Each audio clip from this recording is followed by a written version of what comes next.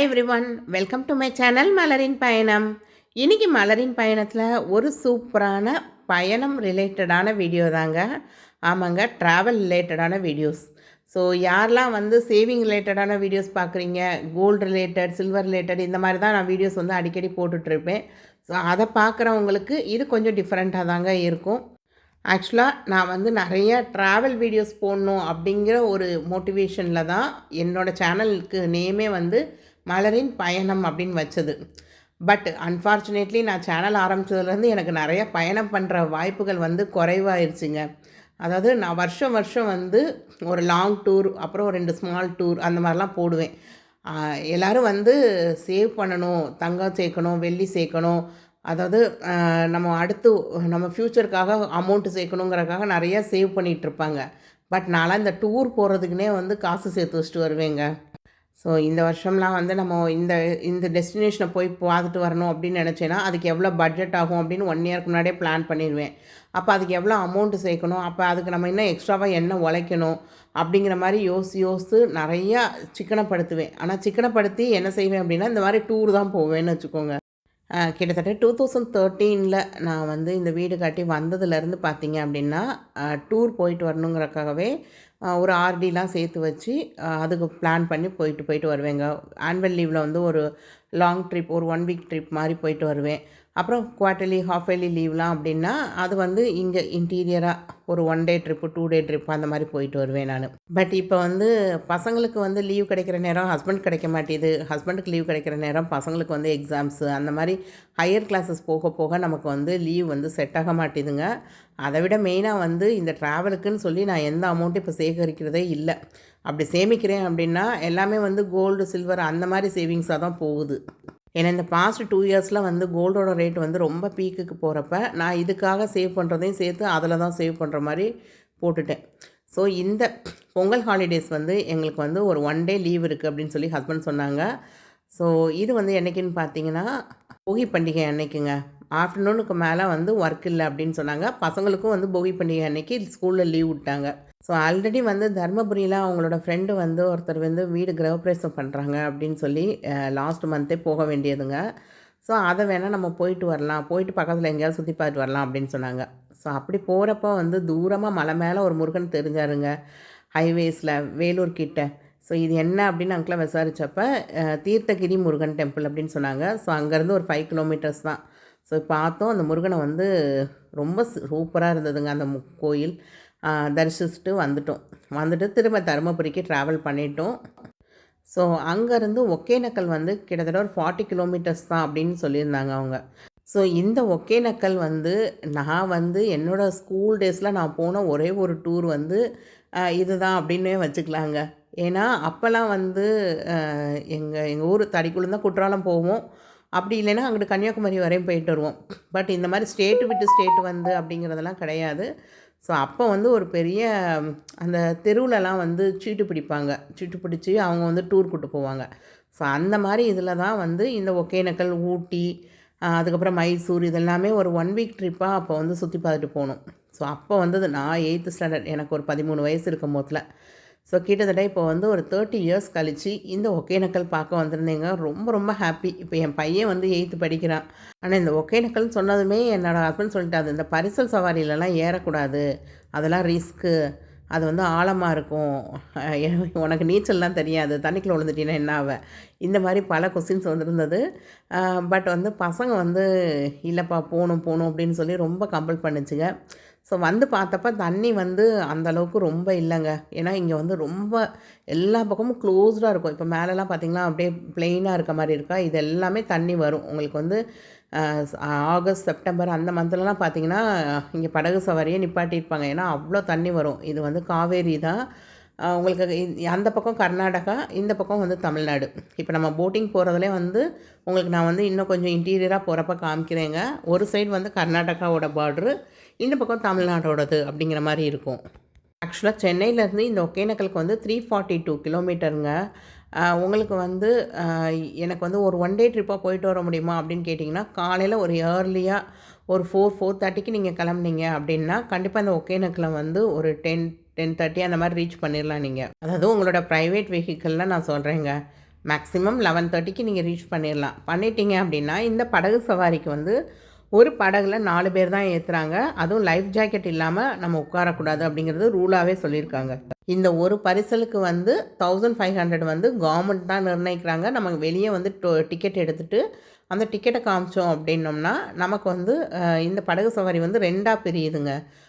வந்து அந்த படகு சவாரிக்குன்னு இருக்கிற இடத்துல டிக்கெட் எடுத்துகிட்டு வந்து ஏறிடணும். அவங்க அங்கேருந்து ஒரு 3 மினிட்ஸ் நம்மளை வந்து கொஞ்சம் தள்ளி கொண்டு வந்து ஒரு பாறை மேலே இறக்கிவிடுவாங்க. அந்த பாறையிலேருந்து நம்ம வந்து இந்த வியூ எல்லாம் சுற்றி பார்க்குற மாதிரி ஒரு டவர் கட்டியிருக்காங்க. அந்த டவரில் ஏறி நம்ம இந்த வியூ எல்லாம் பார்த்துட்டு திரும்ப இறங்கி வந்தோம் அப்படின்னோம்னா இந்த படகு வந்து இன்னொரு இடத்துலேருந்து நமக்கு ஸ்டார்ட் ஆகுது இந்த ரைடு. ரொம்ப ரொம்ப நல்லா இருந்தது. அப்போ வந்து இந்த படகு சவாரி பண்ணுறாங்களே இவங்க வந்து சொல்லுவாங்க, ஒரு ரூ. 500 மட்டும் எக்ஸ்ட்ரா கொடுங்க. அவங்கள வந்து நான் வந்து அந்த ஃபால்ஸ் கிட்ட போய் நீங்கள் குளிக்கணும்னு நினச்சா கூட அங்கே ஒரு 5 நிமிஷம் நம்ம நிற்க விடுவாங்க. நமக்கு வந்து நம்ம மட்டும் ஒரு ப்ரைவேட் ஃபால்ஸில் குளிக்கிற அனுபவம் வேணும் அப்படின்னா அந்த படகு சவாரியில் நீங்கள் சொன்னீங்கன்னா அவர் கொண்டு போய் அந்த சாரல் வந்து உங்கள் மேலே ஃபுல்லாக நீங்கள் நனையிற அளவுக்கு உங்களை வந்து கூட்டு போவார். பட் நாங்கள் அதெல்லாம் வேணாங்க அப்படின்னு சொன்னோம். ஸோ சாரல் மட்டும் லைட்டாக பட்ட மாதிரி பட்டுச்சுங்க. அதே மாதிரி இந்த இடத்துல வந்து நல்ல சுழல் மாதிரி சுற்றி விட்றாங்க. ஸோ அந்த ரிஸ்க்கும் நாங்கள் எடுக்க விரும்பலை.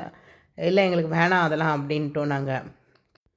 ஸோ நீங்கள் இங்கே உள்ளே வந்ததுமே பார்த்தீங்க அப்படின்னா தமிழ்நாடு டூரிசம்னு ஒரு ஹோட்டல் இருக்கும். அங்கே தான் வந்து பார்க்கிங் ஏரியா போட்டிருப்பாங்க. ஸோ அங்கே காரை பார்க் பண்ணிவிட்டு நம்ம உள்ளே ஒரு 1/2 கிலோமீட்டர் நடந்து வரணும். ஸோ நிறைய பேர்ட்ஸ்லாம் பார்த்தோங்க. விதவிதமான பேர்ட்ஸ்லாம் பார்த்தோம் நாங்கள் இங்கே. அந்த 1/2 கிலோமீட்டர் நம்ம நடந்து உள்ளே வந்தோம் அப்படின்னாலே என்ட்ரன்ஸ்லேயே வந்து போட்டிருப்பாங்க, படகு சவாரிக்கு வந்து 1500 ருபீஸ். அதாவது அவங்களே ஸ்ப்ளிட் பண்ணி கொடுத்துருப்பாங்க. ஆனால் ஒரு படகுக்கு வந்து 1500 கேஷாக தாங்க கொண்டு வந்து கொடுக்கணும். இங்கே வந்து வந்து நெட்டு வந்து கவர் ஆக மாட்டேது. ஸோ ஜிபே அந்த மாதிரிலாம் பண்ண முடிய மாட்டேது. ஸோ இங்கே நீங்கள் ஒகேனக்கல் வாரீங்க அப்படின்னா கையில் வந்து கொஞ்சம் கேஷ் வச்சுக்கோங்க. எல்லா இடத்துலையும் வந்து கேஷாக தான் நமக்கு வந்து கொடுக்குற மாதிரி இருக்குது. ஆக்சுவலாக இந்த இடத்துல உள்ளே போய் பார்த்தா அங்கிட்டு 2 ஃபால்ஸ் இருக்கும் போலங்க. அதை பார்க்குறக்கு ஒருத்தர் உள்ளே போய் அந்த படகு மாட்டிக்கிடுச்சு. ஸோ அந்த ரிஸ்க்கெல்லாம் நம்ம எடுக்கவே வேணாம் அப்படின்னு சொல்லிட்டு நாங்கள் இங்கே இருந்துக்கிட்டோம். போதும் நாங்கள் இத்தனை ஃபால்ஸ் பார்த்துட்டோம்னா உள்ளே போய் அந்த ஃபால்ஸை பார்க்கணுன்னு அவசியமே கிடையாது அப்படின்னு சொல்லிட்டோம். ஸோ ஆக்சுவலாக அந்த மேலே தெரியுது பார்த்திங்களா ஒயிட்டாக, அது வரையும் தண்ணி வந்து இருக்குமாங்க அந்த ரெய்னி சீசனை ஒட்டி. அவர் சொன்னார் இங்கே வந்து மேலே வரையும் வரும், நமக்கு வந்து இந்த ஃப்ளோ வந்து இன்னும் நம்ம ஹையாக ஏறிடுவோம். இப்போ பார்த்தீங்கன்னா இங்கெல்லாம் தரை தெரியுது உங்களுக்கு. ஸோ இங்கெல்லாம் ஆழம் கிடையாது, உங்களுக்கு பாறையே தெரியும். பட் அந்த ரெய்னி சீசன் பார்த்திங்க அப்படின்னா அந்த ஆகஸ்ட், செப்டம்பர், அக்டோபர் அந்த சமயத்தில் வந்து உங்களுக்கு மழை பெஞ்சு இந்த இடமே வந்து தெரியாது. உங்களுக்கு வந்து கண்ணு கெட்டின தூரம் வரையும் எங்கெல்லாம் செடி முளைக்கலையோ அந்த இடம் வரையும் உங்களுக்கு தண்ணி தாராளமாக இருக்கும் அப்படிங்கிற மாதிரி சொல்லியிருந்தாங்க. நான் கேள்விப்பட்ட வரைக்கும் நான் 8th ஸ்டாண்டர்டில் அப்போ வந்தப்போ என்ன சொல்லியிருந்தாங்கன்னா, இங்கே வந்து நிறைய முதலைகள் இருக்கும், கையெல்லாம் தண்ணிக்குள்ளே விடாதீங்க அப்படின்னு சொல்லிட்டு இருப்பாங்க. ஸோ நான் வந்து இந்த படகு சவாரி பண்ணுற அண்ணாட்ட கேட்டேன், இங்கே முதலையெல்லாம் இருக்குமா அண்ணா அப்படின்னு கேட்டேன். அவர் இல்லைன்னு சொல்லலை. பட் நம்ம வந்து போகிற இடத்துல நம்ம டெய்லி பழங்குறனால இந்த இடத்துலலாம் இருக்காதுமா அப்படின்னு சொன்னார். ஆக்சுவலாக இந்த இடம் வந்து இது வந்து இப்போ பார்த்துட்டு வந்து ஒரு சைடுங்க. இப்போ இன்னொரு சைடு பார்க்குறதுக்கு டர்ன் பண்ணும். இங்கே வேணாம் நம்ம அப்படியே போய் இறக்கி விட்ற சொல்லிடலாம் அப்படின்னு சொல்லிட்டு இருந்தார். இந்த அண்ணா சொன்னாங்க, இல்லை அந்த பக்கம் போனோம்னா இப்போ கர்நாடகா பார்டர் வரும், அங்கே மணல் மேடுலாம் இருக்கும், அங்கே மீன்லாம் எடுத்து விற்பாங்க, நல்லாயிருக்கும் அந்த பக்கம் அப்படின்னு சொன்னார். அந்த மீனுங்கிற வார்த்தையை கேட்டதுனால என் ஹஸ்பண்டு சரி போவோம் அப்படின்ட்டாங்க. பட் இங்கே வந்து நிறையா ஸ்நாக்ஸ் கடைகள்லாம் வந்து இந்த மாதிரி போட்டில் வச்சுருந்தாங்கங்க. குர்குரே, அந்த ஜூஸ் பாட்டிலு, அதுக்கப்புறம் இளநீ கடை, அப்புறம் வந்து ஃப்ரூட் சாலட்லாம் வந்து கட் பண்ணி விற்றுட்டு இருந்தாங்க. ஸோ இதெல்லாம் பார்க்குறப்ப காஷ்மீரில் டால் லேக்கில் போன ஒரு ஃபீல் வந்து இருந்தது. பட் இங்கே மொட்டை வெயிலுங்க. நான் போயிருந்த அன்றைக்கி செம்ம வெயில் உங்களுக்கு. ஸோ என்னோடய காஷ்மீர் ட்ரிப் கூட நம்ம சேனலில் இருக்கும், யாருக்காவது தேவை அப்படின்னா கண்டிப்பாக செக் பண்ணி பாருங்கள். அது ஒரு சூப்பரான இடங்க. இங்கே வரும்போதில் இங்கே நிறைய படங்கள்லாம் எடுத்திருக்காங்க அப்படின்னு சொன்னாங்க. இங்கே ஒரு குகை மாதிரி தெரியுதாங்க, அங்கே வந்து ஜெகன்மோகினி படம்லாம் இங்கே தான் எடுத்தாங்க. அந்த மாதிரி குகையெல்லாம் வந்து இன்னும் கொஞ்சம் மேலே ஏறி போனால் அந்த மாதிரி குகையெல்லாம் வந்து அந்த பாறைக்குள்ளே இருக்கும் அப்படிங்கிற மாதிரிலாம் சொல்லியிருந்தாங்க. ஸோ இங்கே தான் ராவணன் படம் எடுத்தாங்க. அந்த உசுரே போகுது அந்த சாங்லாம் இங்கே தான் தொங்க விட்டு எடுத்தாங்க. நாங்கள்லாம் பார்த்துருக்கோம், ஐஸ்வர்யா ராய் அவங்களாம் நாங்கள் பார்த்துருக்கோம் அப்படின்னாங்க. ஸோ இப்போ இந்த மணல் மேடு வந்து தமிழ்நாடோட சேர்ந்தது. இதுக்கு ஆப்போசிட்டில் வந்து அங்கேருந்து வந்து ஒரு சில போட்டில் வந்து இந்த மாதிரி படகு சவாரி இருந்ததுங்க. அது வந்து கர்நாடகாவோட சேர்ந்தது அப்படிங்கிற மாதிரி சொல்லியிருந்தாங்க.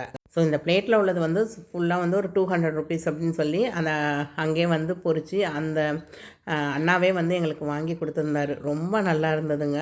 நிஜமாகவே ரொம்ப ஃப்ரெஷ்ஷாக இருந்தது அந்த ஃபிஷ் எல்லாமே. அப்புறம் வந்து ஃபால்ஸ் இருக்குது, இங்கே ஒரு தொங்கும் பாலம் இருக்குது அப்படின்னு சொன்னாங்க. ஸோ அதை பார்க்குறக்கு தான் வந்திருந்தோம். வர்ற வழிலாம் பார்த்திங்கன்னா கருவாடுலாம் செம்ம சூப்பராக இருந்தது. பட் எங்கள் வீட்டில் என்னை தவிர்த்து வேறு யாரும் கருவாடுலாம் சாப்பிட மாட்டாங்க. அதனால் நாங்கள் வாங்கவும் இல்லை. அப்படியே நடந்து வந்து பார்க்க அப்படின்னா நாங்கள் வந்து ஃபால்ஸில் திரும்ப குளிக்கிற மாதிரிலாம் ஐடியா இல்லைங்க. ஏன்னா இங்கேருந்து மேட்டூர் டேம் பார்க்க போகணும் அப்படின்னு ஒரு ஆசை. ஸோ இதுதான் அந்த தொங்கு பாலம். இந்த தொங்கு பாலத்தில் போகிறதுக்கு ஒரு 20 ருபீஸ் கேட்டாங்க. ஸோ அதை கொடுத்துட்டு நம்ம அங்கே போய் அங்கேருந்து அந்த அருவி விழுறது இதெல்லாம் பார்த்துட்டு அந்த இடம் தாங்க. இங்கேருந்து பார்த்தா தெரியுதா, அங்கே தான் குளிக்கிற இடம். ஸோ லேடிஸ்க்கு வந்து தகடு போட்டு மூடியிருந்தாங்க, ஜென்ஸுக்கு வந்து ஓப்பனாக தான் இருந்தது. ஸோ மார்னிங் ஒரு 10:30க்கு நாங்கள் ஒகேனக்கல் ரீச் ஆயிருந்தோம். ஆஃப்டர்நூன் ஒரு 2 o'clock போல் நாங்கள் அங்கேருந்து வெளியேறினோங்க. ஸோ அங்கேருந்து ஒரு 40 கிலோமீட்டர் ட்ராவல் பண்ணி வந்தோம் அப்படின்னா மேட்டூர் டேம் வந்துடலாம் அப்படின்னு சொன்னாங்க. ஸோ அங்கே மேட்டூர் டேமுக்கு வந்து பார்க்குறப்ப கிட்டத்தட்ட 4 o'clock மேலே ஆயிடுச்சுங்க. கூட்டமாக தான் இருந்தது. இது என்றைக்கின்னு பார்த்தீங்கன்னா பொங்கல் அன்னைக்கு, தைப்பொங்கல் அன்னைக்கு ஒகேனக்கல் போயிட்டு வர வழியில் பார்த்தீங்க அப்படின்னா இந்த பக்கம் வந்து மேட்டூர் டேம் தெரிஞ்சது, அந்த பக்கம் ஏதோ ஒரு சுகர் கேன் ஃபேக்ட்ரி அப்படின்னு நினைக்கிறேங்க, ஒரு ஃபேக்ட்ரி தெரிஞ்சது. ஸோ இந்த பக்கம் பார்த்தீங்க அப்படின்னா அழகாக அந்த டேம் வந்து வியூ நல்லாவே தெரிஞ்சதுங்க இந்த பாலத்துலேருந்து பார்க்குறப்ப. பட் நாங்கள் உள்ளே போய் நாங்கள் இறங்கி மேட்டூர் டேமில் வந்து பார்க் பண்ணிவிட்டு உள்ளே போயிட்டு இருந்தோம்னா ஒரு 1.5 hours நடந்து தான் உள்ளே போயிட்டு எல்லாம் சுற்றி பார்த்துட்டு வர மாதிரி இருக்கும். ஆனால் எங்களுக்கு வந்து டைம் வந்து ரிட்டர்ன் வந்து ஹஸ்பண்ட் வந்து மறுநாள் வேலைக்கு போகணும் அப்படிங்கிறனால நைட்டு வீட்டுக்கு எப்படியும் ஒரு 10 o'clockலாம் ரீச் ஆயிடணும் அப்படிங்கிறப்ப சரி மேட்டூர் டேமை வெளியில் இருந்த மணிக்கே பசங்களுக்கு வந்து காமிச்சோம். அது ஒரு கார்னரில் போய் இருக்கிறப்ப அங்கேருந்து தண்ணி வெளியேறது இதெல்லாமே வந்து அங்கேயே நின்று பார்க்குற மாதிரி பார்த்துட்டோங்க நாங்கள். அதே மாதிரி இந்த ஒகேனக்கல்லில் வந்து நாங்கள் உள்ள நுழையும் போதில் பார்த்திங்கன்னா ஒரு 2-3 ஹேர்பின் பண்டு ஏறி தாங்க போச்சு. ஒரு மலை மேலே போகிற மாதிரி தான் போச்சு. அதே மாதிரி அதில் வந்து எழுதி போட்டிருக்காங்க, இதில் வந்து யானை போகிற பாதை இருக்குது, இங்கே வந்து எங்கேயுமே நீங்கள் வழியில் நிப்பாட்டாதீங்க. ஒரு 4 கிலோமீட்டர்ஸ் வந்து நம்ம உள்ளே வந்து ட்ராவல் ஆகி போய்கிட்டே இருக்கணுங்க. எங்கேயுமே வழியில் நிப்பாட்டாதீங்க, நீங்களாட்டு போய்கிட்டே இருங்க. அங்கே உள்ள நிறைய குரங்கு வந்துச்சு. ஸோ இந்த மாதிரி அனிமல்ஸ்க்கெலாம் நீங்கள் ஃபீட் பண்ணக்கூடாது, எங்கேயுமே நிப்பாட்டாமல் நீங்கள் போய்கிட்டே இருக்கணும் அப்படிங்கிற மாதிரி வார்னிங் கொடுத்துருந்தாங்க. ஏன்னா அங்கே வந்து யானைகள் வந்து அதிகமாக வருமா அந்த இடத்துல. ஸோ அட்லாஸ்ட் இந்த மேட்டூர் டேமை வந்து அரௌண்ட் ஒரு 5க்குள்ளே சுற்றி பார்த்துட்டு இங்கேருந்து கிளம்பிட்டோங்க. கிளம்புனா இங்கேருந்து கரெக்டாக 6 hours ட்ராவல் வந்து சென்னைக்கு காமிச்சது. அரௌண்ட் ஒரு 10-10:30க்கு நாங்கள் வந்து வீட்டை ரீச் பண்ணிட்டோம். பட் இது வந்து ஒரு 1 day ட்ரிப்பாக போயிட்டு வர முடியுமா அப்படிங்கிறது ஒரு கொஸ்டின் மார்க் தாங்க. ஏன்னா டூ அண்ட் ஃப்ரோவே வந்து கிட்டத்தட்ட 700 கிலோமீட்டர் வருது. நாங்கள் ஸ்டே வந்து தர்மபுரியில் ஃப்ரெண்டோட வீட்டில் இருந்துக்கிட்டோம். ஸோ 2 வேளை சாப்பாடு வந்து அவங்க வீட்டிலே வந்து சாப்பிட்டுட்டோம். முந்தின நாள் நைட்டு டின்னரும் சரி, மறுநாள் மார்னிங் பிரேக்ஃபாஸ்ட்டும் சரி. ஸோ இதெல்லாமே இல்லாமல் வந்து எனக்கு ஒரு 10,000 கிட்ட செலவாயிருந்தது இந்த ட்ரிப்புக்கு. ஸோ நானும் வந்து நிறைய ட்ரிப் போயிருக்கேங்க. காஷ்மீர், அந்தமான், மும்பை, அதுக்கப்புறம் டெல்லி, ஆக்ரா, ஜெய்ப்பூர், அந்த மாதிரி ரவுண்ட் ட்ரிப்பு, ஹைதராபாத்து, இப்படி நிறைய ட்ரிப் போனாலும் நான் வந்து ஃபுட்டு வந்து அங்கே உள்ளதை கண்டிப்பாக எக்ஸ்ப்ளோர் பண்ணி பார்த்துருவேன். இந்த ட்ரிப்பெல்லாம் போகிறதுக்கு நிறைய பேர்கிட்ட வந்து கொட்டேஷன் வாங்குவேங்க.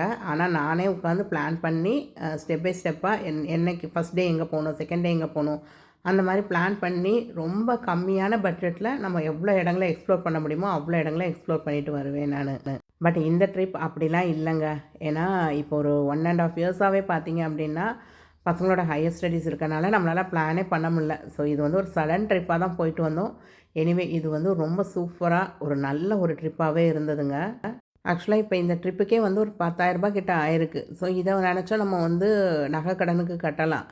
பட் எல்லாத்தையுமே வந்து நம்ம வந்து சேமிப்பாகவும் இல்லை வந்து ஒரு கடனுக்கு கட்டுறதாகவும் பார்த்துட்டே இருந்தோம்னா நம்ம வாழ்க்கையில் வந்து எதுவுமே பார்க்காத மாதிரி ஆயிருங்க. ஸோ எல்லா கடனையும் அடைச்சிட்டு அப்புறம் ட்ரிப் போகலாம் அப்படின்னா நமக்கு வயசு இருக்காது கண்டிப்பாக. ஏன்னா இப்போ போயிட்டு வந்தப்போ எனக்கு தெரிஞ்சது நம்மளால் எந்த இடத்துல ஏற முடியுது, எந்த இடத்துல இறங்க முடியலை அப்படிங்கிறதெல்லாம் ஃபீல் பண்ணேன் நான். ஸோ ஒரு 10 years பேக்கில் நான் போய் எக்ஸ்ப்ளோர் பண்ண இடங்கள்லாம் இப்போ போனேன்னா என்னால் போயிட்டு வர முடியுமா அப்படிங்கிறது கூட ஒரு பிக் கொஸ்டின் மார்க் தாங்க. ஸோ உங்களுக்கு நேரம் கிடைக்கிறப்ப இந்த மாதிரி சின்ன சின்ன இடங்களுக்கு கண்டிப்பாக நீங்களும் போய் எக்ஸ்ப்ளோர் பண்ணிவிட்டு வாங்க. ஐ ஹோப் வீடியோ பிடிச்சிருக்கும் அப்படின்னு நினைக்கிறேன். லைக் பண்ண மறக்காதீங்க, ஹைப் பண்ண மறக்காதீங்க. தேங்க்ஸ் ஃபார் வாட்சிங் த வீடியோ. பாய்.